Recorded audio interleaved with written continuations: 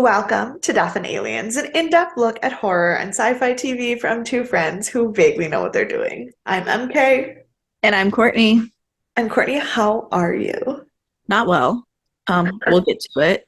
But otherwise I'm fine. I'm very tired. I have not slept very long. It is 9 a.m. on a Friday. Spoiler alert. So I will either be extremely rational with really great quick thoughts, or I might say obnoxious things as per my background that I've chosen for today. So I will let you know. But otherwise overall I'm fine. I'm getting back into theater, which I of course love dearly. Yeah. So I went and saw, when did we talk last? Did we talk on Monday? No. No, because Monday I was at my theater's announcement. Did we talk on Saturday? Did we record? Did I talk about Bad Cinderella? No, we recorded before you saw that because remember I answered your Snapchat and guessed the stage Correct. correctly. Yes. Correct. Yes. I play this game with everyone every time I go to a show. I mass Snapchat people. I'm like, what show is this?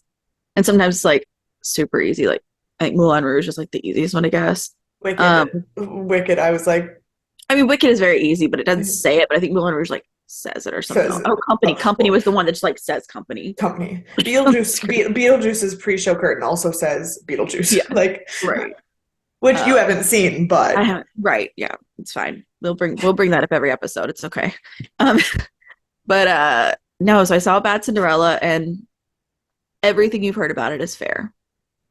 The stepmother, who's played by Carolee Carmello, and the stepsisters and the wicked, not the wicked queen, just the regular queen. It's a yeah. different story. Incredible. Absolutely wonderful. Lynette's singing voice, very unique and wonderful. The rest kind of falls by the wayside. Good. Good, Um, good, good. it took me too long to realize that the song they chose for their hook song that ran over everything, their overture, was In My Own Little Chair. I was like, why do I know this song? Because they don't use the lyrics. Obviously, they changed them to fit the show. And Yeah. I kept singing it. I was like, oh, this is catchy. What song is this? No one else was like, did you just ask me that? It's fine. It's Good. fine. But yeah, so I did that in a real different turn of events. Tonight I'm going to see Leopoldstadt, which is going to be Okay. devastating, but apparently Yeah. very good. I've only heard good things about it, but I also heard that it's 2 hours and 10 minutes with no intermission. So, and it's sad. So I'm very, On, you know, on Monday, I was at Shay's season announcement. Um, which I have a lot to talk about on this episode, so I'm saving my Shay's season announcement information for our next episode, so you're gonna have to wait another hour to find out. or But another one 4 days. I have to wait an hour. You have to wait another you four for days. 4 days. But I will say they were talking about the shows that are left in this season, and they said that Six is only an hour and 20 minutes, or it's with no intermission. And all of the old people in the theater were 90 minutes. like, 6 is not an hour and 20 minutes. They are liars. It's 90 minutes. It's so fast. no, well, an hour and 20 minutes is 80 minutes. You said 100, Well, you mean no, 120 oh minutes? no, 1 hour and 20 minutes, not 120 minutes. Oh my God, this is why I have coffee in Yes, my hand. yes. Yeah, So it's sure. 80 minutes, no intermission, which obviously Elizabeth and I knew. I'm excited. And But it's also it's a super short show and you don't yeah, even know the time flies. It's incredible. yeah. But the rest of the audience was just like, and I was like, drink more wine before. Like, I don't know what to tell you. They're only upset about their intermission cocktails. Like, let's Of be course. I honest. mean, that's where I am because I know the second half is supposed to be sadder, so I was going to prepare accordingly, and now I can't. I mean, I can still prepare accordingly, but just all at one time, not in Yeah, stages. yeah, My last exciting theater news. So I'm in with the Hudson crew now, the ushers and yeah. stuff. And they had one of their birthdays there last night, and so I got to take this really big group picture with them. It was super cute. Oh, They might love be that. listening. So Hannah, Eh. who is one of our fans, she's great. She drugged me in. It's okay. That was cute. But also my one of my favorite people, Marchant, is back on Broadway, and he was in Ain't No Mo. and we became Okay. like super besties, and I love him dearly. Yeah. And he came in last night and he was like, "Oh my God, it's my girl." And I was like, "Oh my God, did you?" Like, and he like ran up and gave me the biggest hug. He's a good night Oscar. So he's back at the Belasco. I had no idea. Oh, I And love that previews that. start tonight. And I didn't know he was there until yesterday. Oh, I'm very well, excited about that. So I've had a couple of rough weeks at the bar to really run me down into the ground, including Tuesday's crypto bro night, where I had over 50 people by myself who worked in crypto after 11 p.m. And absolutely not. they were all rude. They spilled water on me. Like they knocked my trays over. It was not a good day. So I No. had a lot of those kind of days. And last night was just my theater people. And it was like my new circle guy. It was my I guess he's now my Goodnight Oscar guy. I'll always think of him as my Ain't No Mo guy because that's where I saw him first. And Yeah, then Hudson crowd. I was just I love that. void. So now for what people really want to hear about, not my theater nonsense. How are you? I am so good. So, first of all, I have some show and tell. Oh, my I favorite. My favorite. This is my new coffee mug. It says there's no place like, and then the home symbol, the earth symbol in the That's so, middle. I can't even see the words on it, so I couldn't see that. I could just see the symbol. No, and it's so That's so cute, and it matches cute. my nails because I got my nails done to go to Pittsburgh for the Pittsburgh Comic Convention, where I met Richard Dean Anderson. I'm so I'm so jealous. He's Ride. just like this happy old man. He is the happiest old man, and also we have a headcanon fan theory. Because when I did not plan very well for this Comic Con because I'd never been to this particular one before. I didn't know the size or anything like that. And I decided to go to a panel instead of getting in line for autographs with Richard Dean Anderson because it was a panel that I wanted to see, but I should not have done that having only been there for the one day because it was bananas. Yeah. So I did not actually get to get an autograph or get in line and talk to him. So the only time I got to talk to him was during the photo op, which was sad. But I still got to meet him, still got to talk to him. When I got there for the photograph, he literally just goes, "Oh, there she is," and gave me the biggest hug. And I lost my shit because Did you I cry? I would have cried. um Bree was Cry like, now. "Oh, I saw your picture of Richard Dean Anderson, and I didn't realize how bad your bruise on your face still was." I go, "Oh no, it's still bad, but that's the other side of my face. That was my makeup cried off of my face." Um, but so while freaking out about him saying that he knew me and squeezing my hand and giving me the biggest hug in the world, Bree goes, "Oh my God, what if he recognized you because he watches the podcast?" And then And I just decided that that is true, and he knows who we yes. are, and he loves us. So, hi, Richard Dean. I love you.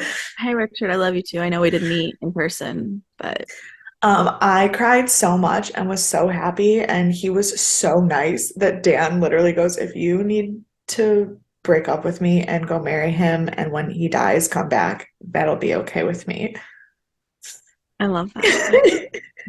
But that's not the end of the most exciting things that happened to me, because also while we were there, because it was my birthday trip, Dan, who got me this Ahsoka Tano hoodie sweater that I really, really wanted for my birthday, decided that was not enough. And he also got me my very own Zat gun. And it's a resin model that I have to like sand and paint. But so it's not finished. And I also have not quite figured out how to hold. I think you hold it like this. I I'm think like, you hold it however you want to hold.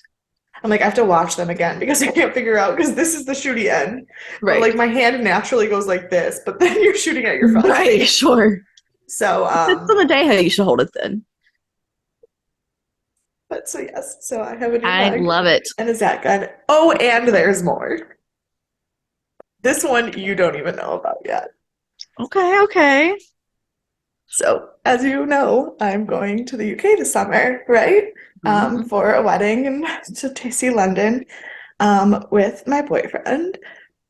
But in the time frame of us being there, there happens to be another Comic-Con that I bought tickets for Don't, yesterday do not. because I'm meeting Amanda Tapping in July.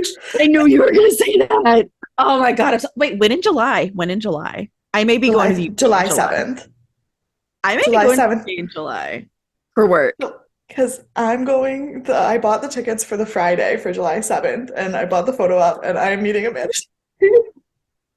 I'm going to lose my mind. We should absolutely see if we're in the UK at the same time. But I'll be in London-esque area. Our office is like, I think right inside of London or right outside of London. Oh. But Yeah. that is insane. And the thing I was, can't. Dan, we were trying to figure out what the most economical way of going to the UK was. And his family that is going the week before the wedding. Mhm. But then I waited till I wasn't with Dan and I was on the phone with Bree talking about our travel plans because Bree is my travel agent. And I go, so we want to do this the cheapest way possible. And if it absolutely like changes the price by like $1,000, obviously I want to go before. But the weekend after the wedding is the Comic-Con. And Amanda Tapping will be there. And Brie goes, oh, I got you. So she set up our itineraries to not leave till after the Comic-Con was over. I And love Dan that. just goes, did she literally do this so that you could go to Comic-Con? I was like, yes. And he just goes, you haven't met Amanda Tapping before. It's for the podcast. I am not angry. Yeah, Okay. it's for the podcast. That's the reason. That's the only reason. Ah, I love Yep. that. Okay. So it's safe to say I've always been a huge Stargate fan. I've always been obsessed with these people. But it's safe to say I've now reached problematic levels of energy. I mean, it would have been problematic if it was $1,000 more and you said, yes, we're doing that still. So I don't know that you're quite there yet. I still think you have some room to grow. Well, and But also like this Zach gun that he bought me, we could have spent $100 more to have it already pre-assembled and painted, and I didn't. I got the cheaper one. yeah, but that's also like part of the fun, isn't it? Like I doing know, stuff. yeah, I mean, yeah. but yes, Um, yes, say it that way instead, where you're saving money on purpose. Doug just goes, oh, it was only $100 more to not do the work. I definitely would have spent the $100. I was like, okay, Doug. Same, same. Um, who Doug is also mad at me because on You wanted Sunday on Sunday he goes, well, since we're all actually off of work this week and I don't have anything going on, maybe this week I can finally be on the podcast with you. And I go, we're not recording tomorrow. He was like, I swear to God, at this point, I think you just hate me. I think you're just trying to not let me be on the we have podcast. lives to live, Doug. I was like, Courtney has a very busy schedule. And it was for work. I had to go to a show for work, which ended up being great. I didn't even mention that, but it was great. Good, Um, good. yeah, she's Andrea Van Campen is like super cool, unless you're trying to sign new artists, and then she's terrible. Please don't go look at her until after we hopefully scoop her up, and then you can do whatever you want. But yeah, I'll tell Doug we're recording in 2 days' time, so Yep. we'll be back, and it'll be a We'll be Monday. back and it'll be Monday and he can do it. Yeah, so But now that all of everything about me is just joy, can you add to my joy with some spiritual affirmations? yes, I was not thinking that. I did prepare for that. I just You just were like, what the hell segue is she trying to make right now? well, my mind went to a very different dark place because I thought we were getting ready to talk about the podcast. I mean, talk about the show. Oh, Courtney is struggling today. Let's see. I forgot which one I wanted to use. Well, this one feels um I'll do this one. Okay. I taught myself confidence. When I'd walk into a room and feel scared to death, I'd tell myself, I'm not afraid of anybody, and people believe me. You've got to teach yourself to take over the world. Hell yeah. I love it. I'm gonna take over the world one Comic Con at a time. So it seems. So it seems. I'm just gonna take over the world in general. In general, perfect. Well, Um, we are I talking. before we get started, I would Okay. like to note that I am wearing black and very somber for the death of my appreciation for Stargate and how I have to quit the podcast. And this is my final resignation again, where I will have to step away forever now. Until Thursday when we come back because she's running the podcast on Thursday. I mean, look, I'm only quitting the Stargate portion because I'm at Stargate. Well, you'll see why in just a moment. Because today we are talking about Stargate SG-1 Season 3, Episode 10, Forever in a Day.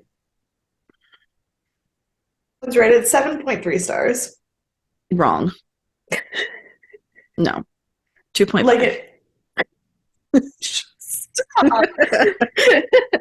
I understand the emotionalness, but it was a very well done episode. No. Okay. 7 Over point, eight. what'd you say? 3? 7.3. Yes. Okay. I think You're that's fair right. because I think it's fair because you think it should be lower, I think it should be higher. We'll settle in the middle. I think it's fine because it's more plot I'm concerned about. The visuals were actually very well done. Right. No, yeah, visually storytelling, it was interesting. The plot itself like caused you to be angry, but it wasn't like nonsensical, if that makes sense. I have feelings. We'll get there. It's fine. Okay. Um, it came out on October 8th, 1999. The number one song was Heartbreaker by Mariah Carey featuring Jay-Z. I went Heartbreaker By What's Pat Benatar. my Pat Benatar, yeah. But then also it's 99. So Correct. I'm with you now.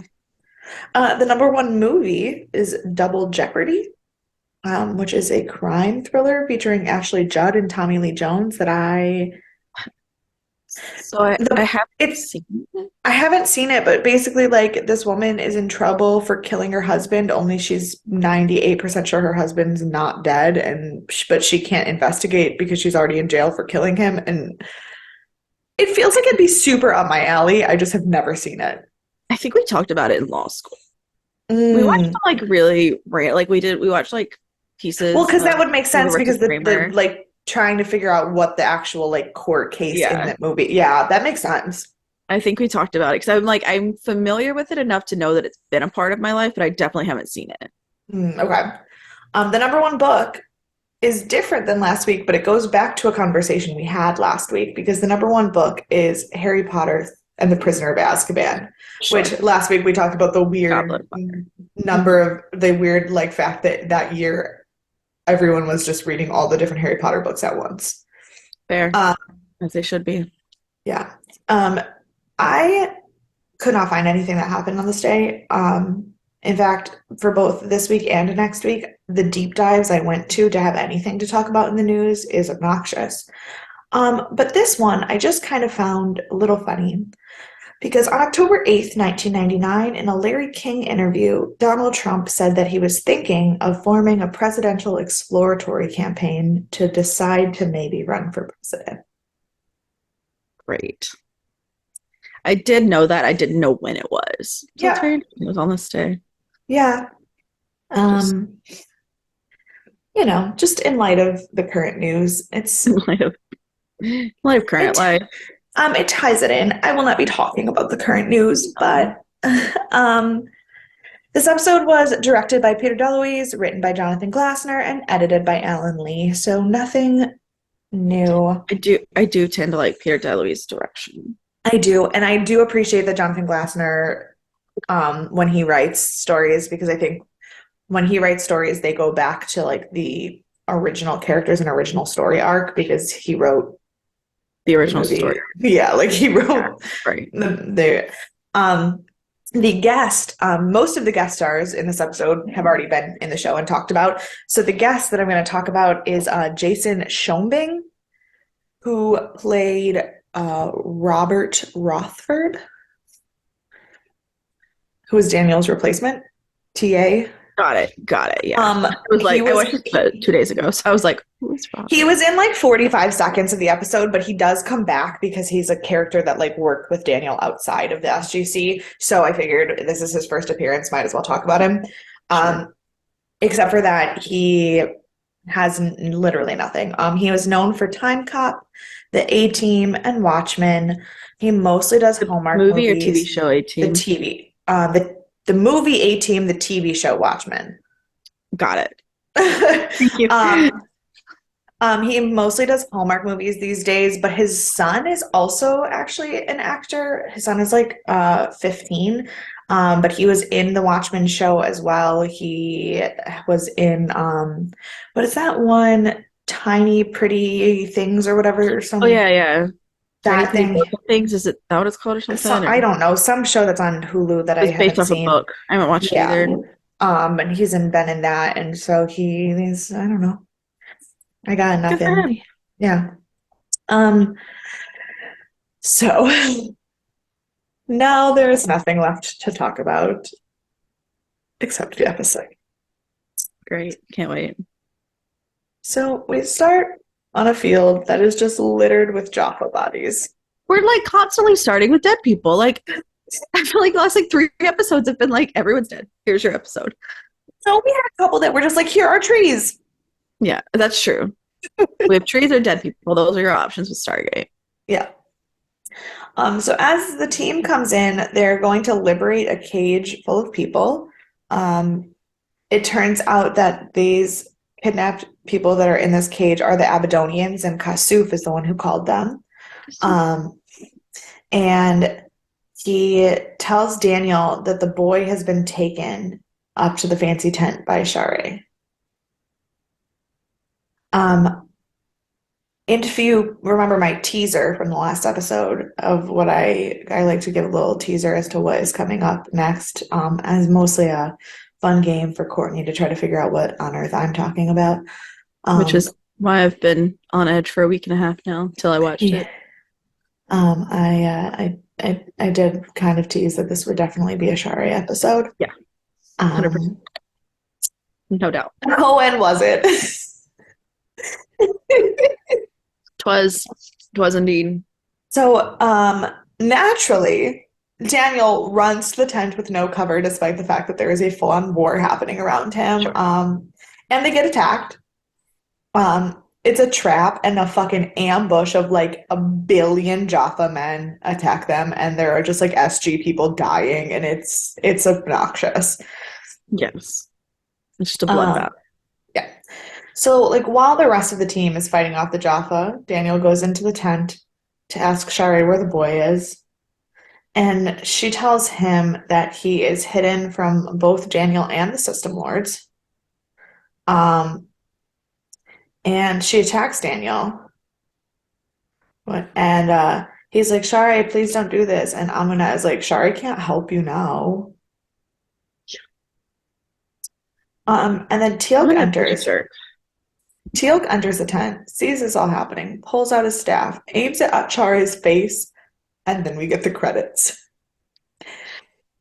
It was if you weren't already like, the fuck is going on?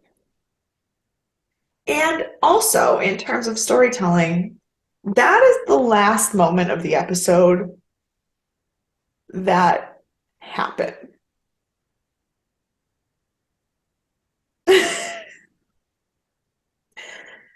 Kind of. It's very confusing. It's very confusing what is real and what is not real. Yes. So I'm 90% sure that's the last real moment of the episode until the end. Till the end, okay.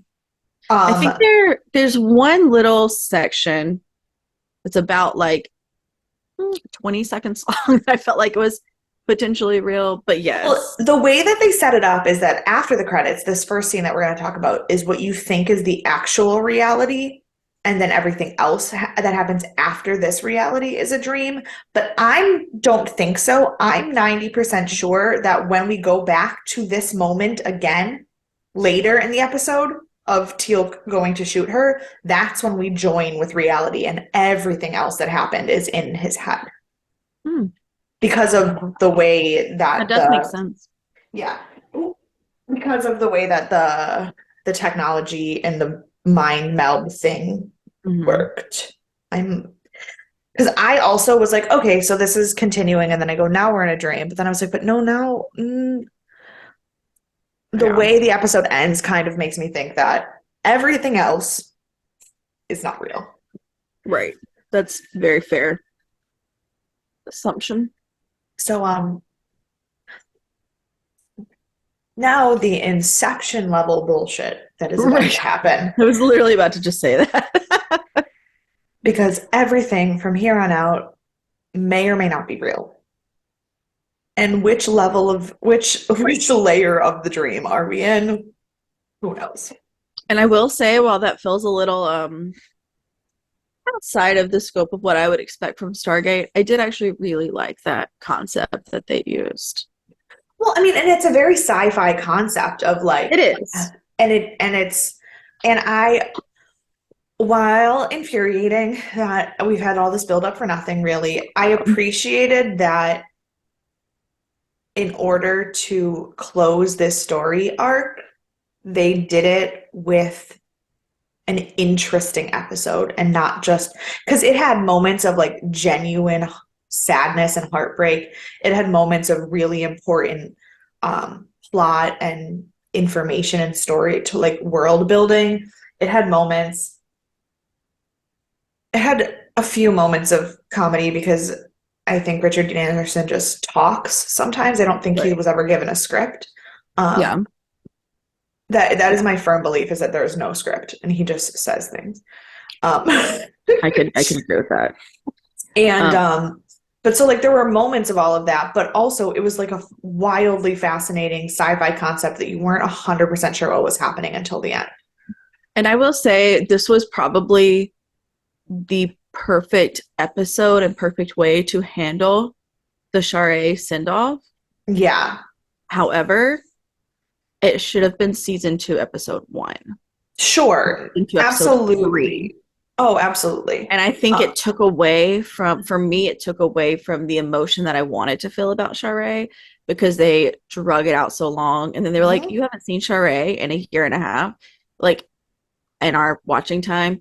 And here's Sha're, and now she's gone. And it's like, Yes. this was so well written and like enacted Mhm. that if it would have been at the right time, I would not have Agreed. been mad about it at Oh, all. yeah, no. That's why I think as a standalone episode, it absolutely needs to be more than 7.3 stars. But I think find its placement and the frustration with its placement to be a valid reason to knock it down to Yeah, 7 stars. 100%. Um, Also, I would like to point out that this episode did come out in 1999 and Inception didn't come out till 2010.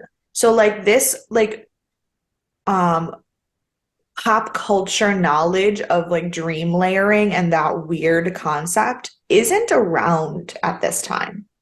Yeah. Did we Like I'm normally trying this in other sci-fi or not that I know of. That doesn't mean it wasn't, but like I can't think of anything. Like there's like weird dreams, but the layering of sure. the like Yeah. not knowing exactly which dream, which What's part of real the and what's dream is a not? dream and what's not, I find that to be something that I haven't seen a ton of. I think that's probably accurate because I mean I'm obviously not as tied into the sci-fi world. Um, Yeah. so I feel like it makes sense that I would have missed it. But if you also didn't see it, I think that is one thing that Stargate does do really well. Like while they take a lot of the traditional sci-fi concepts and whatnot, they also really bring more to the forefront they're not usually discussed, like the stream layering. So Um, yeah, so actually, so I Googled like dream layering and false awakening, and there is a book from 1835 that was a Russian short story that has the author, like the narrator, wake up and the false awakening. So it's not that it like never existed, sure. um, but also, if you look at it and you look on, I'm like looking at the Wikipedia page for False Awakening. Um, And the only reference, like see also at all, is This 1800s Inception. book. Oh, No, is an Inception or a 2002 episode of The Twilight Zone, which is still after this. yeah. Then there's the Edgar Allan Poe poem "A Dream Within a Dream," but even that Sure. is not It's exactly not the as, same. yeah. So yeah, I mean, if Twilight Zone didn't do it till after Stargate, I can't imagine that anybody else was doing it. And I will say that's one thing that, like, with a grain of salt, I haven't seen Star Trek or these other ones, these other sci-fi shows that people are watching. But I feel like that's one of the things that sets Stargate apart is because while it may, I mean, obviously it has the fan base, but while it may not have been the Star Trek, or people are like, oh, it had similar writers, it had some of the same writers, so some of the storylines they used from like the 60s Star Trek or whatever. Like it also, those are more traditional concepts they're using, whereas they also bring in this really imaginative and new concept to us, I guess, sci-fi Yeah, stuff that I think really sets them apart from the others. yeah, no, I absolutely agree. Because I even like now I'm just like deep diving into all kinds of dream layering stuff, and like everything I'm finding is post 2000. Yeah. So I mean, I guess my first like foray into it would have been the Edgar Allan Poe, short story or whatever. But but then the Edgar Allan Poe poem, Inception, even that, it's a poem, and so it's it's an not the same. emotional. It's not the same because Yeah, it's an emotional thing of like the idea of like my life still sucks, so I don't feel like yeah, I'm awake, and it's more of an emotional thing than the actual concept of absolutely. like it. And I never read the Russian short story, so I like didn't I mean, either. it's by Gogol, so it's not like a It's like people probably it's have read like it. people probably have read it. It probably wasn't the inspiration for a lot of this stuff. Yeah, Um, but yeah, like it's a huge part of Neil Gaiman's Sandman. But again, that book did not come out till after 99 and the TV show is very new. right. Um, it's like obviously the whole basis of Inception, but I remember when Inception Sure. came out, people were like, because that came out when I was a senior in high school, and it was like, I remember it being It's a big mind deal. blowing. And I loved Inception when it came out. Like Oh, me too. it was incredibly done. And I don't love the cast that much that they chose for it, and I still really enjoyed the movie. Yeah. I And think then the you had only Looper after that, which I really liked. Mhm. The only thing that I can think of that has any even remotely similar elements would be Eternal Sunshine of the Spotless Mind. Hmm. But it's Um, not but as it's still not as in It's depth. different Yeah. because it's about like memory loss, not Right. like dreaming. Yeah. And But it's so same so stylistically, I guess. But yeah, but that's all.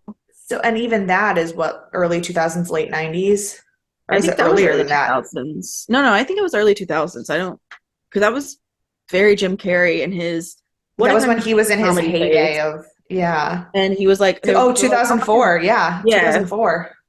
yeah. So I'm crediting Stargate with the false awakening premise or of being taking over our idea of sci-fi. And I second it, therefore it's true. Correct. That's all it takes. Yes. So now into the actual dreamland. So we're at back at the SGC and Janet is examining Daniel, not one person. No, they are two Um, separate people. and he can't remember exactly what happened. But Jack tells Daniel that Shari is dead, I which think we he's kind of, very matter of fact about it, which I get, like probably the best way to do it, but also like, yeah. And he also like, but Jack also like, you can see that Jack does have some emotional hang up about it because he like won't say what happened. right. And then Teal'c is like, here, I keep hitting the microphone today. Teal'c is like, here's what happened. I killed her. I'm very sorry, but she was going to kill you, and I had to make a choice.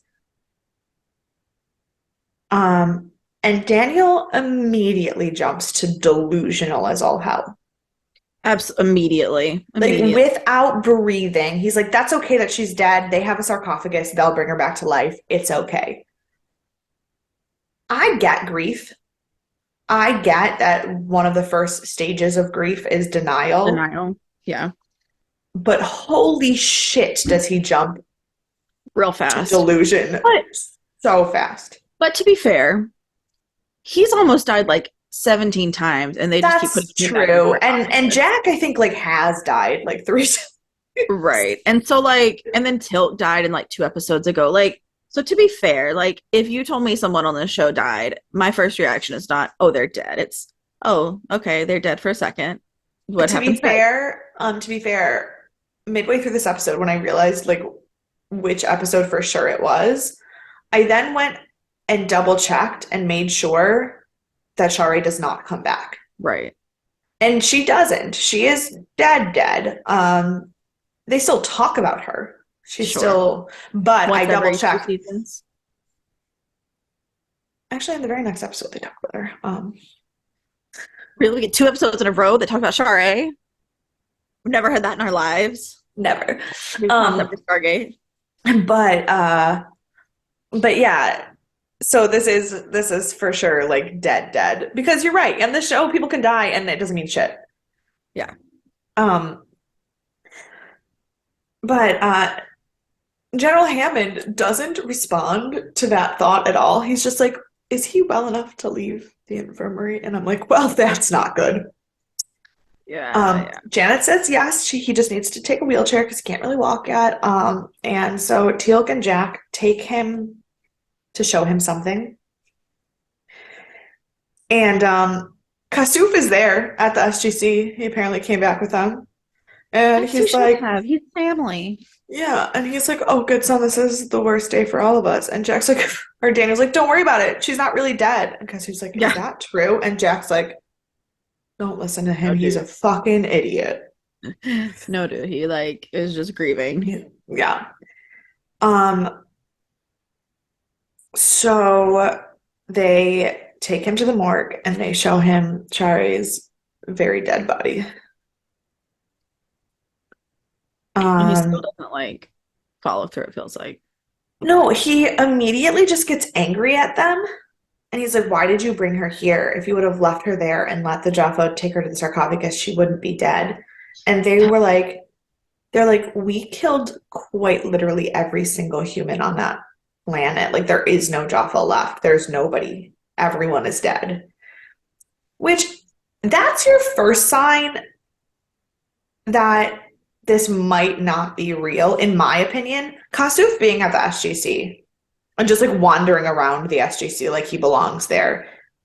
I feel like that didn't bother me as much because It didn't. I felt like he belonged there. Right. In retrospect, probably a sign that this is not real. But in the moment, it didn't feel weird because, like, of course, he's also grieving. But the idea that the only people who survived and carried this out are Teal'c, Jack, and Sam because Daniel was fucked up in the other room, and they killed all 15,000 Jaffa that were just attacking them feels wrong to me. Well, they also released the Abydos people, and so maybe they joined in the fight. Like they didn't have any weapons. Yeah, but maybe they took some weapons from the Jaffa. I don't know. Say that almost none of the Abydonians died. But we just watched these Jaffa like blow military men up. So no Abydonians died. Every single Jaffa did die. I think that's more of a and none of the Jaffa tried to escape. That's the thing. None of the Jaffa tried to escape.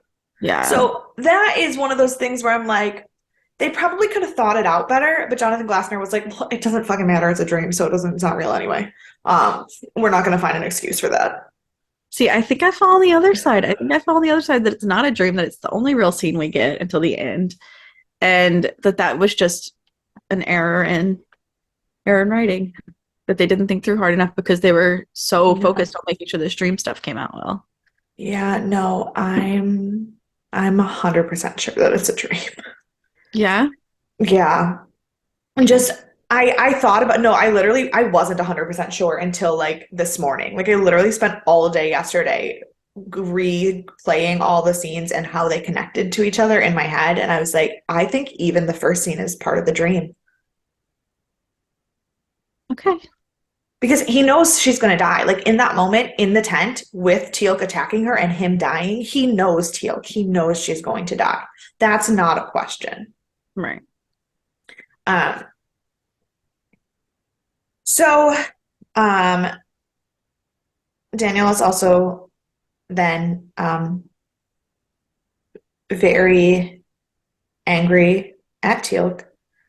And then Kasuf is like, I am so sad that my daughter is dead, but also like we saved everyone else, so I guess that's what we have to do.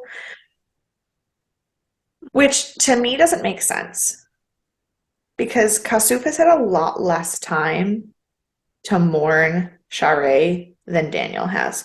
Daniel has been chasing her and fully aware of how bad this thing is and seen her as a Goa'uld so much more that for him to be that unnecessarily angry and Kasuf to be so chill about it is why I think it's a dream, because I think that Daniel in his mind doesn't know what Kasuf's grief would look like.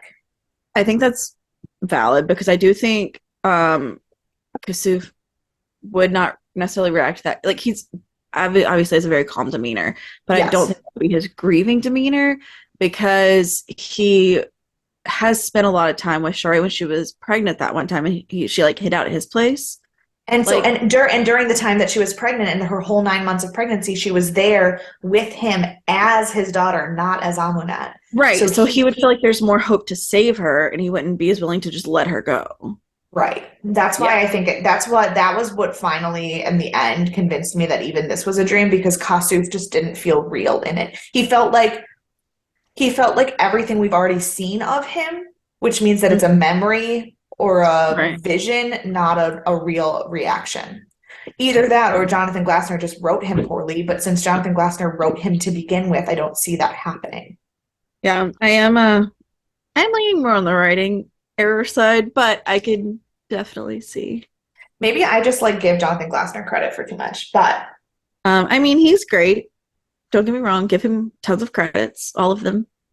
But this felt like they were trying something new, and so they did the best they could with the parts that they weren't super focused on. Fair. I don't think you're going to change my mind, but that's okay. Oh, it's fine. I don't think you're going to change my mind, so it's all right. I'm going to put it up as a poll. I just wrote it down to put up as a poll on the Instagram. Perfect. So Daniel refuses to believe that Sha're would have killed him. Like he is like absolutely like, no, it doesn't matter. She would have broken through. She's stronger than that. She would not have killed me. I think you don't know things very well, Daniel Jackson. And Daniel Jackson annoys the shit out of me. Truly. I love him. I love him so much. He annoys the shit out of me. He's like your obnoxiously like disconnected younger sibling. Right. He's got all of the wonderful like golden retriever energy and like super like all of the good things about Daniel remind me of my Daniel. Like he's got golden retriever energy. He's so smart. He's into weird niche things. You never have to worry about him like trying to hurt you because he would do the best for everyone all of the time. But unfortunately, the bad things about him are a little bit the same as the bad things about my Daniel, because the naivety is just bless his heart. So precious when you love someone. And so annoying when you don't. Right. Yes. So then Sam goes to check on Daniel in the infirmary, and she brings him cookies and like doesn't know what else to do. And he starts getting really weird about a pen. Yeah. To be fair, it was a beautiful speech, but it felt so out of place. Yeah, it was a strange one. I think I saw something about this. I don't remember like about this speech somewhere just in passing. Yeah. Like a lot of people were like, what is happening? They're like, yeah. Yeah, I don't know. And it's not like when I looked up trivia for this episode, there wasn't any trivia really, so I got nothing either. Love that.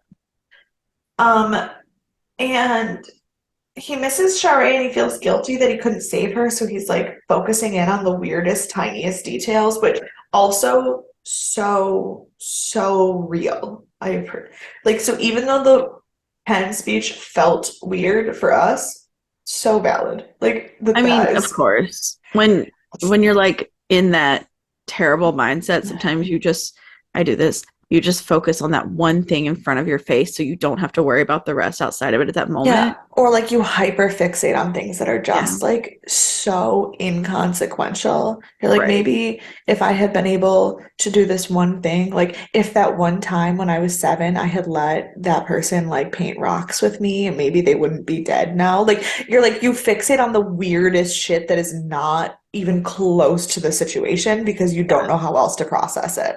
Yeah, literally, I had that conversation with my mom this week because I'm restructuring my entire life and trying to figure out how to be a person and not like Yeah. lose all of my sleep in life. And she was like, "Where does the podcast fit into this? Can you let that go?" And I was like, "Absolutely not." I was like, "The podcast is the one thing that does not have a direct outcome to if I can pay my bills next month, but it also makes sure that I get out at least 3 hours a day of my head of everything else in my life." And so I was Yeah. like, "I will never do this." She was like, "Okay, Well, okay." well, Like, do not bring it up. Well, I mean, like I have one of my close friends, her little brother committed suicide a couple of years ago. And when we were like young, like 11, he's a couple years younger than me. He's like 3 years younger than me. So when he was like 10 and I was like 13, we were absolutely in love. But it was also like Puppy love. he puppy love, and he was a lot younger than me, and I knew that his mom loved me, but it would have been she would not have been comfortable with that age gap. Mhm. Valid. His I'm mom familiar with passed. it. Now, it took me a second to connect, Yes, but I did his connect. mom Yes. when his mom passed away, and then Mhm. after his mom passed away, his life went really dark, and I kind of drifted from them because it was hard for me too, because she was like my second mom. When he committed suicide, a part of me was like, well, maybe if I had been there, maybe if we had made it work, he wouldn't have died. But also like That's not how it date works. that's not how that works, and dating me would have never have fixed his mom dying. Like that's just not a Right. thing that works. But like my first thought was like maybe if I'd loved him better, and then I'm like, you are not the center of the universe, ma'am. Yes, um correct. so like I totally get Daniel being like, she was so beautiful and she loved weird things like pens, and I don't know how else to feel right now. Like I get it, but I also like as a viewer was like, that was a very long speech Absolutely. Absolutely. for some reason. Right. Correct. Um, and then he's like, okay, I just am feeling too many feelings. I'm gonna go to sleep. Also, correct. Also, I was going to say, also feel that. Um, so when he goes to sleep, he like falls asleep, and honestly, kind of loved the visuals of this, of like every time he like tried to sleep, he was immediately like re-attacked in the face. And that's why I think all of this is dreams, because it's actually him like that's the moment he's waking up, is seeing her again. That's my thought. Interesting. Like that's like the lay jumping into the layers is that when he goes to sleep, he actually wakes up just a little bit and sees that she's still there. I'll call Jonathan and we'll figure it out. Okay, perfect. I actually follow him on Clubhouse, so maybe I can. I am on Clubhouse. I can go follow him there. Do people use Clubhouse still? That lasted what, like 2 weeks? We still doing that? I don't know. I think people still do it, but I'm not. I think I have an account. I don't know that I've ever used it. Interesting. Hmm. And my uncle like swore by it as being super helpful for him in his podcasting, and I just don't have the time to do that. Great. I'll do a deep dive for my business and times that I don't have to do things. Great. So at 3 Um, a.m. tomorrow or something, I'll do it. yeah. Um, but so while Amanet's trying to kill him, he hears Shara's voice, and she's like, hear me, Daniel. And when he opens his eyes again, she's there in the infirmary with him. And Janet is like checking him, and it's as if we like reset everything that just happened, Yeah. but now she's there. Um, so Teal'c tells him that he had to fire on Amunet, but this time Sam says that they took her to the Tok'ra, who removed the Goa'uld and used a sarcophagus to heal her. So she's all good, and she's not Goa'ulded, and she's perfect and lovely, and everything will be happy. Sure. So Happy Daniel's like, ending for all. Yes, Daniel's super happy that she's alive and decides he must have been dreaming before. And he's like, oh, it was a dream. And Jack's like, what? He's like, never mind. Um, but then everybody's like, oh, let's give you two some alone time. So they get alone in the room, and she's like, I only came to tell you about the boy. And then she gets like sucked into an invisible vortex, and it's really fucking weird looking. Like, and jarring, but like not bad. Yes, weird. I was gonna say Not bad weird looking, Yeah. like not, oh, these graphics are awful, just like, holy shit, what like just meant to be happened? jarring. Yeah. Yes.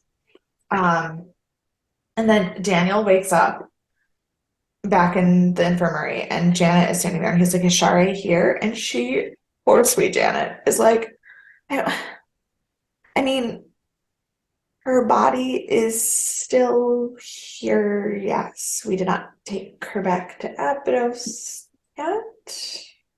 Yeah. So Daniel is released from the hospital, and he goes to see Hammond to tender his resignation. And George just goes, no, thank you. Yeah.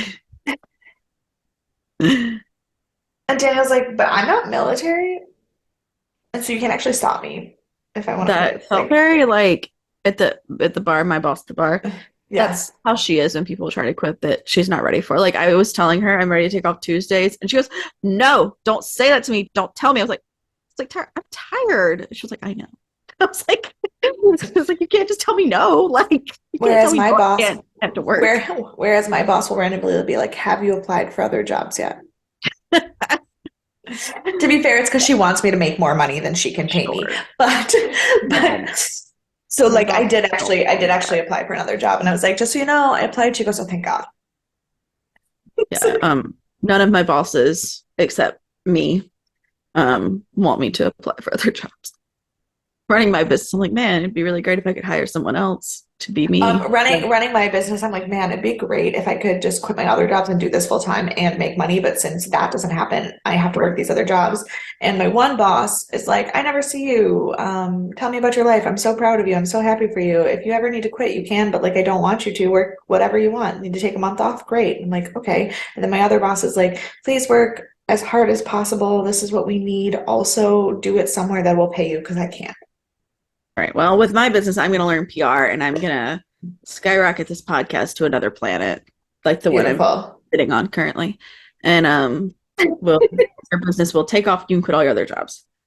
Beautiful. I was talking to Brittany and Dee the other day about how like I need to just like sign myself up to like speak at panels on podcasts and like get myself out at like Comic Cons and stuff. And like if I'm going to all these Comic Cons anyway, I need to like figure out a way to get myself involved in them so that I can then be on other people's podcasts or join webinar. Oh, yes. Okay. Yes. We're gonna do it. We're gonna do it. Yes. Thank you for coming to our business planning session in the middle of Stargate. Where was I? Oh, so he says he's not gonna, and he's like, I'm not in the military. You can't actually stop me. I'm going to quit.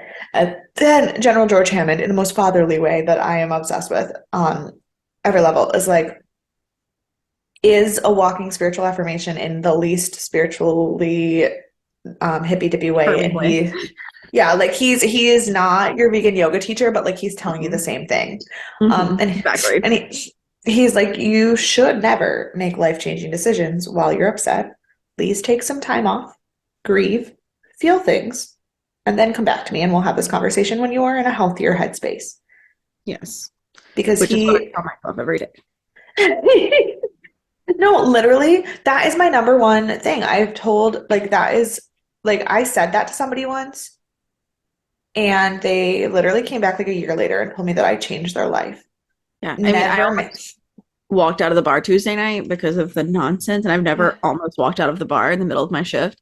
Yeah. But whenever I was coming to throw all of my soaked belongings into the closet, I was like, I could just grab my bag and walk out instead of throwing things in here. But I told myself the same thing that General Hammond said. It's like, gotta let it sit for a minute.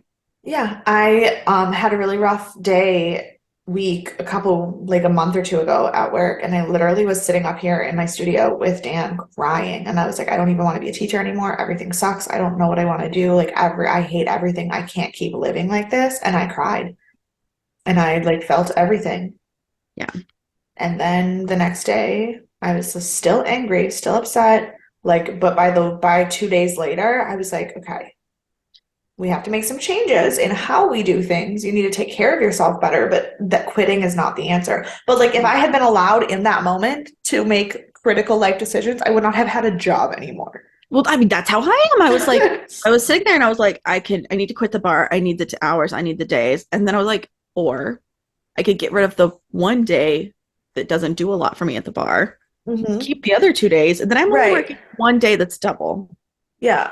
I literally was like, and in that moment, in all those feelings, I didn't. I also needed to talk to my principal about all of those feelings, but I was mad at her in that moment, so I like Mm. was not going to be able to do it. I needed to cool Correct. off before I had that conversation. But her and I turned out we were actually on the same page about the stress level, and that's why there is not a spring play this year. After the musical, Absolutely. she literally told me and Rachel, she was like, I don't care how you're feeling, and once you're done and you're not stressed out from a musical, you're gonna be like, it's okay, stress is always like that. It'll be fine. Let's do another one. She was like, you are not doing a spring play, and it's not your decision, it's mine. Good on her. Good on her. So I was like, I don't have to worry about that anymore. That the idea of having to go back into rehearsal process was so stressful for me because I was at the worst part. I don't anymore. It's over. Yeah. I'm gonna do a public speaking competition with some of the kids, and do some speech, like teaching them how to write speeches and say it. I hate public speaking. I I mean, know, not that but I'm sure you'll have a great time. I don't like public speaking, and that was the face, not the yes, situation. but I mean, but that's like 1 or 2 days a week after school, and I can do it with like kindergartners if I want to. Like it's not the same nonsense. I will not be at school till 8 o'clock at night. 2 weeks, 2 weeks in a row. I only stayed later than 2 days. Nice. Look at you. Boundaries, self-care. Very Beautiful. much listening to General George. Hammond, yes. Daniel's like, no, no, I need it. Goodbye. He did I was not like, this is listen. very abrupt. I was like, this is a Yeah. very strange thing happening. Well, but to be fair, he's like, I took this job to find my wife. I found her. She's gone. But I'm also, done. like, yes and no, because he initially took this job to learn about other planets, and then he found Well, his wife. well, no, to be fair, when Catherine hired him to go search in Abydos, it wasn't the SGC. It wasn't a job. It was just a one, Oh, basically. that's true. And then he That's stayed in true. Abydos, and then he stayed in Abydos, and see, episode 1 of the show was us going back to get him. Sure. So he really did only take the job with the SGC to find That's Sha're. So true. he's not wrong. It just also, again, kind of an aggressive decision. Right, right. Um, Jack goes to visit Daniel while he's like packing up and complain about the new guy on the team. Um, and Daniel's like, he used to be my TA, like he's my research assistant, like he's great. He's like basically me. And Jack's like, Like, ugh. absolutely Jack's like, ugh, geek. And Daniel's like, yeah, I know that's what he used to call me. And he's like, oh no, I was talking about you. not. And he's like, okay, so like, how long is this going to be for? And Daniel's like, I don't think you understand. I quit. He goes, no, no, no. I know, but how long is it going to be for? Because we both know. That's not forever. And Daniel's like, no, no, it is. And he's like, but you'll miss me. And he was like, what about constantly being bullied and chastised and like talked down to am I gonna miss? And he goes, valid. You're gonna miss Sam and Teal. Right. And he's like, I'll miss Carter. And I will And because say, if this was not 20 years later, I might would have been concerned that Daniel was like leaving the show at this time. Like, obviously, there's what 7 more seasons and spinoffs and etc. and whatnot with Daniel. yeah, So like he's not, but I might would have been concerned in this moment that he was truly like done with the trying to show. figure it I'm out, not. especially because Sha're was so abruptly like gone. Mhm. Oh no, I think they did a really good job of like faking you out on that. Yeah. Because I will say, you have to remember, we talked about it last year. Season 2 is the only single season in the entire show that all 5 of them are in every episode. Right. So could Daniel leave? Maybe. Maybe he'll leave and come back, but like it it isn't the way that these kinds of shows are set up, that the way that sci-fi shows are set up, it is not foreign to think that somebody could just like leave in the middle of a season and not come back for 12 episodes. Absolutely. If not ever. Like, yeah.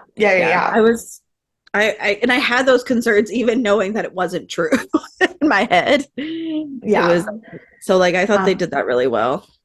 But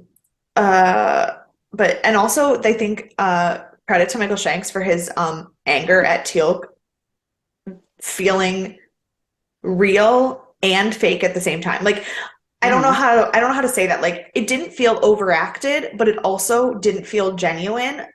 But that's because it wasn't, because it was all dream stuff. Like you know what I mean? Like he played that like that line out of characterness, like the out of characterness of it really well. One day in 17 years, whenever we're done with Stargate, I want to do a deep dive on this episode. I think if I did it now, I'd ruin everything for me. But I so want to know what everyone thinks on Reddit and all of these places. Yeah. Yeah, don't do remind me in 17 years. Perfect. I will do that. Thank you.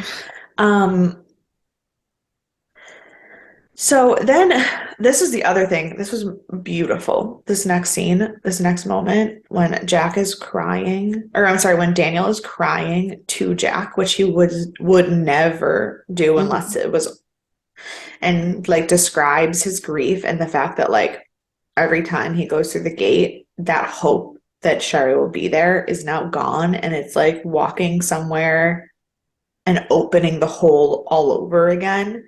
Yes. Every time. I mean, it did a really good job at like outlining grief in this episode. And Jack reminds him that he once said that the SGC was the single greatest endeavor for the future of mankind. And Daniel's like, I did say that, and it is, but it doesn't need me to do that. I've given you guys everything I know already. But it does, Daniel Jackson. It does need you. I need you. So Daniel goes to leave, and Teal'c stops him and asks for forgiveness, but Daniel says no and walks away. Yeah. It's so sad. Then Jack and Sam are helping Daniel move his stuff back into his apartment, and they ask, like, what now? And he says, like, he's going to go on the most remote dig he can find and get far away from Cheyenne. Like, he's, like, not about it. Which is how he dies in all the other alternate universes we've seen. Right. So Sam's like, can I see you again? And he's like, at the funeral. So they say goodbye. And that night he falls asleep, and he has the same weird vision of Sha're trying to get his attention. And he rolls over in bed, and Share's in bed with him. And she tells him that he needs to go back to work and continue traveling so he can find the boy. Wait. TM. Oh, what? It said the boy. TM. TM, yes. And then he also needs to forgive Teal'c. Yeah. So he wakes up for real, only probably not for real, and he is alone in bed. So then we go to Abydos for the funeral, which for sure did not happen. Because they're all there, but by all there, I mean Teal'c is not there. No one else who works with them is there except Janet, George, Jack, and Sam, all in their military dress. There are some like SG guards around protecting, which is fine. But like you don't think anybody from any of the other teams that they work closely with, you don't think, first of all, I know he's mad at Teal'c, but Teal'c would be there. Of course. No. Like it just didn't even make sense. Yeah. They're in full military dress. Daniel is back in his like Abydonian robes. And Kasuf and Daniel perform a funeral, which is very odd. Very odd. But to be fair, this is the one piece of trivia for the episode, that everything that they say and the way they do it is actually what is written in the Egyptian Book of the Dead for how a proper funeral should be written or should I be knew it was performed. gonna be. I knew it was gonna be Yeah. something proper like that. Yeah, that's what the Egyptian Book of the Dead like text for a funeral is. Um, so then the Abydonians and the SG team bury her, and Daniel goes to leave, but Kasuf's like, my heart is still burdened because you're not listening to her. And if you weren't sure that this was a dream before, you're Right. like, oh, okay. So then Sha're and Kasuf like weirdly tell Daniel about the Heresis and the child of the two Goa'uld who has all the secrets of the Goa'uld knowledge. Now, in the history of the show, in the year of 1999, this would be the first time anyone has heard that word Heresis. It made me think of pizza, like the you, sauce. you and I know all about this already because of Origins, the movie. Right. Yes. And Aset's child in the movie. And that is one of the things that I was, when we watched Origins, and I was like, there are a couple things in here that it explains really well, but I can't talk about yet. This and the hatred of the Heresis and the why it's such a problem that Aset was trying to have a baby. I couldn't talk about yet because we hadn't gotten to the explanation of Heresis in the show yet. Right. But so the Heresis is a human, because when the two Goa'uld have a baby, the hosts are the ones who procreate, not Right. So it's a human, but it's a human that has the mental imprint of all of the Goa'uld knowledge. So it's possible I missed this answer, and it's possible you can't tell me the answer if I didn't. Yeah. Are they not referring to the child that Apophis and Sha're had? Yes, that is who they're referring to. Okay, I felt like I wasn't sure if they like said that, and I just didn't because hear them say that. remember, no, they did. Remember when Apophis died, Daniel was like, the kid isn't dead, he's hidden, and I know where he is, and that freaked Apophis out. Right. Yes. Okay. Because Apophis hadn't seen Sha're since Sha're disappeared on Abydos. Yeah. So I just felt like they kept saying like the boy. I'm like, why aren't they being like my son? This is because Sha're doesn't believe it's her son. Like physically it's her son, but she knows that it's the son of the Amunet and Apophis. It's not her son, and she would never have a child without her husband. Like right. That tracks. And so they have to find the Heresis and protect him and use him to get all the information because he is vulnerable, and also knows everything. And that the only way to do that is to forgive Teal'c because Teal'c has the other information that he needs. And then he wakes up again. I mean, this kid's definitely gonna die. Probably. Yeah, someone's gonna kill him pretty quickly. I feel like that's too much information to just kind of like. Right. Well, that's the whole. For the show to go on for 75 more years, like. So he calls Sam and he goes back to the SGC, and then we have one of the few funny moments in the episode, because the whole team is there coming back through the gate from a mission, and he asks Robert how things are going on the team, and Robert's like, well, they wish I was you. But like it's okay. And then he's like, I don't know though, like Colonel O'Neill is kind of rough. And Daniel's like, don't worry about Jack. He's just aggressive and rude to everyone and intimidated by your intelligence. So it'll be fine. It'll be fine. And then Daniel does stop and tell Teal'c that he did the right thing. So like we have that first step that got me. Then Daniel asks Sam if it's possible to send a thought through the hand control devices, and Sam is like hesitant to feed into his grief delusions, but she's like, I mean, I guess technically, yeah, it would be possible. And then Daniel just like abruptly goes home and finds Jack and Kasuf waiting for him at his apartment. Right. And he's like, how did you get here? And he's like, well, we came in. And he's like, no, like, how did you get in here? And Jack's like, oh, well, I broke in. Right. Oh.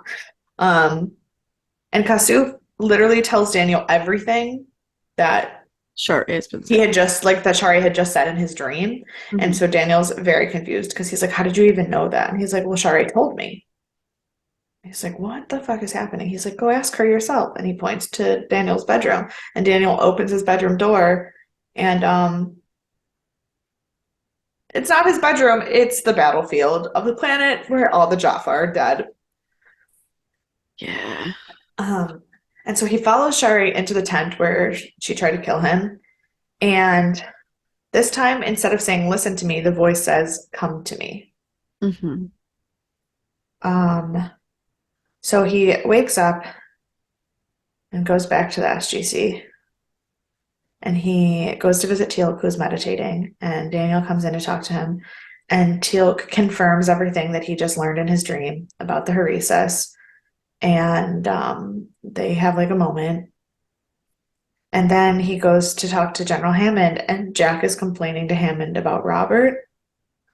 And he's like, yeah, the guy has two left feet.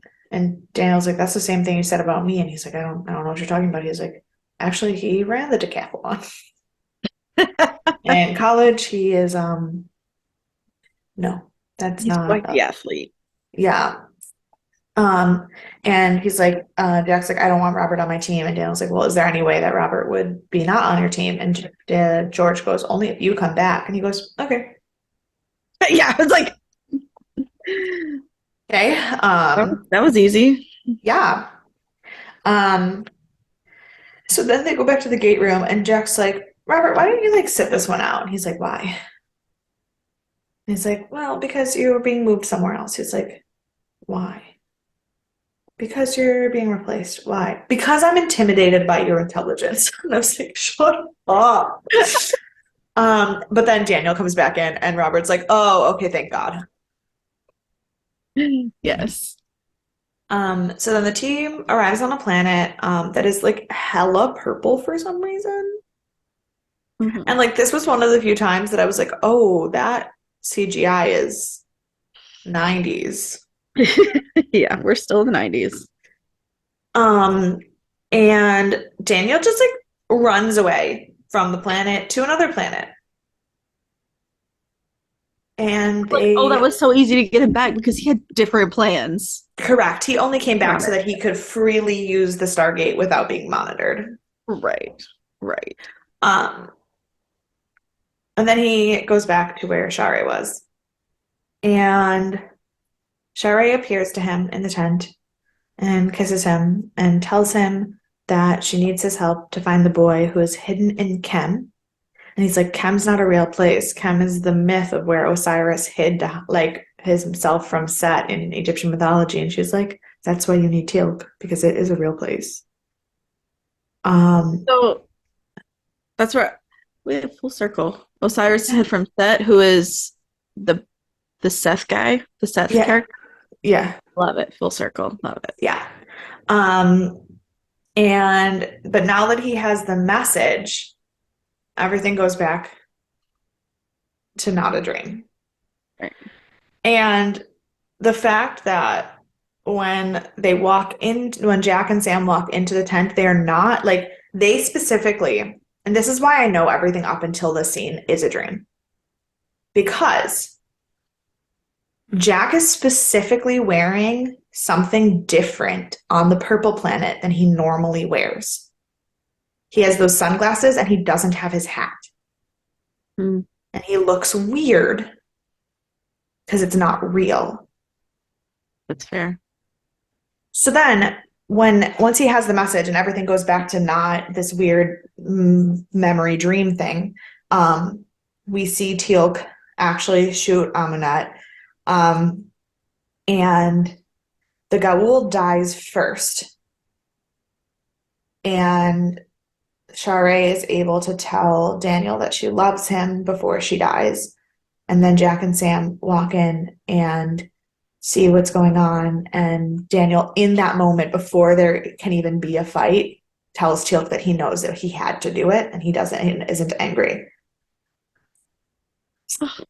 And That's it. that is where the episode ends. Yeah. But yeah, I really do genuinely think this was like Inception before Inception, and there are like I think little so. details. There are like little details spread throughout it that make me think everything is a dream. And I think it would be very fascinating to go into like what Reddit thinks about that. Mhm. Um, I but I did agree. not do that because I also don't want to use that as my defense because I don't know what spoilerific information will appear. Sure, sure. I Um, understand. I do have one thing that I wanted to share from Reddit that I didn't share with you before. Not because it has anything to do with spoilers, just because I saved a screenshot and then forgot to text it to you. But Okay. someone was talking about how as the show goes on, Daniel gets more and more buff, which is true. Like you can see even now in Yeah, season three, like it gets even more so later. But even in season three, he's more fit than he was in yeah. season one. Um, and someone commented, Daddy DJ has always been No. yummy. Oh no. No. I hate that. I hate that so much. No, thank you. Up until we started dating, I always called Dan DJ because we just called people like TB, like we called Teresa TB and we called him DJ when we were talking about people at work. So I called him We do DJ that. for, Yeah. yeah. So I've always called him DJ. So when I found that thing that just said, Daddy DJ, I screenshotted it and I sent it to him. And he was like, I can't look at Did he you. also say no? Absolutely not. He said, oh, that's why you like to call me Daddy. Got it. Jesus Christ, you. I was gonna say you too, but I think it's just you. I think it's Every just day. me. Let's be real. And on that note, who do you want to punch? um, I'm gonna have some interesting answers this week. I'd like to punch Daniel Jackson. Honestly, I was going to say Daniel Jackson is the only acceptable answer because the entire episode takes place in his head. Right. So, like, even if you want to punch people in the episode, really, it's Daniel's opinion of them. That's fair. That's fair. But I think he needed to get it together a bit. I understand he's grieving, but there were some moments I just wanted to punch him in the face. Yeah. Um, I think I will have, I mean, I can't take Daniel because you took Daniel. So I think I'm going to have to punch um Jack, but not actually Jack. Daniel's memory Weird version of dream Jack. Jack, like Daniel's creation of Jack, Right. because he Right. was not very sensitive, but it very much felt like that's because Daniel doesn't think he's very sensitive. Yes. Correct. Who is your MVP? So plot twist. Also Daniel Jackson. I thought he brought obviously all the emotion of the episode, but like Yeah. just there have been so many times that he's had to get through stuff and he's always gotten the wrong end of the deal, because I was thinking about the episode where he had to destroy the thing they walked through so that Tilt could survive and all this stuff, and he just keeps having to like kind of forego his life, and now like his wife is dead and he just has to kind of like accept that it is the best option. Yeah, And so while I wanted to punch him in the face, I wanted to like punch him and then give him a hug. Like, that's fair. so My MVP is Sha're because in her last moments, she was able to fight through Aminette's hold enough to give the team the information they would need to save more people. And obviously, she loved Daniel, and her last moments were telling him that she loved him, but she fought through and used the hand control device to get him everything he needed, not just how much she loved him. And she put saving this kid and the world and the universe before her own relationship. And so 10 out of 10. I have a thought. I'm just going to look something up for a second. okay. Because I Don't wonder. scare me. No, no, no. It's so nope, that's not what I wanted. This one. Oh, no, okay. It was not yet. When did they? No, when did they break up? Oh, it was before this, I thought, right? They weren't Um, together that long. I know they had a child, but like they had a child in what, the beginning of the first season? Was that um, or middle first season? yeah, no, second season. Second season? I've lost Yeah, all sense of time. yeah, but I know his wife that he is married to now, he didn't meet till 2001. Um, but uh, what is her name? It would help if I like You could just knew. Google Michael Shanks and it will tell you his spouse's name. No, I know his who he's married to now. I can't remember the girl who played Share's name. Go to our Instagram. I shared her on there. I think it starts with V Valerie, maybe. Oh, it is Valerie Bandera. Yeah. Michael Shanks.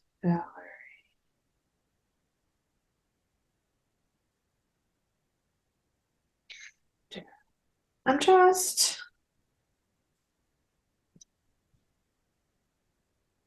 See. uh, oh, their relationship ended in 2000. So it wasn't they didn't Okay, break because they were up. I was thinking maybe they killed her off early because they broke oh, up. I But thought they had broken off before then because I thought it was shorter than that, but I guess not. I guess I just like no, they broke up after this. yeah. So, oh my God. So at the time that they filmed this, they were still very much together. That must have fucking sucked. Must have been like a tragic Holy filming. shit. Wow. Good for them. Damn. Props to their acting skills. Yeah, for sure, for Well, sure. mostly him. I mean, she was good too, but like, good on you, Michael Shanks. Absolutely. Well, if you also had to tragically break up with someone on TV that you were dating in real life, Please tell us because we know how tell, common that is for people. Goodness gracious, yes. um, sometimes I need to segue to the end credit, and there's no way to do that. It's fine. So It's fine. if you You're doing have great. if you had really strong feelings about whether this was all dream layering or any of it was real, if you also felt very strongly like Courtney did about Share's return to Just Die, um, or you are jealous of the fact that I'm gonna meet Amanda Tapping and already got to meet Richard Dean Anderson, please give us all of your feelings. I will be writing in on all of that. Um, you can do that at deathandaliens@gmail.com or on any of the social media at deathandaliens. You can follow me personally at EMKAY_superstar, And you can follow me at CECloud13. and we will talk to you all later. Bye.